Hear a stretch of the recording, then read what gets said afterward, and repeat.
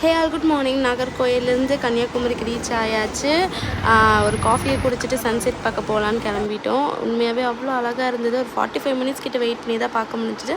But worth தான். கடலை பார்த்தா சும்மா இருப்போமா, பாயிடா பாய்ங்கிற மாதிரி ஃபுல் ஃபன்னு தான். ஃப்ரெண்ட்ஸோட எல்லா என்ஜாய்மெண்ட்டும் முடிச்சுட்டு ரூமுக்கு போய் ரெடி ஆகலான்னு பத்மநாதபுரம் பேலஸ் போனான்னு பிளான் பண்ணோம். ஏன்னா மண்டே லீவ், ஸோ சண்டேயே போகலான்னு சொல்லிட்டு அவசரமாக கிளம்பி போனோம்.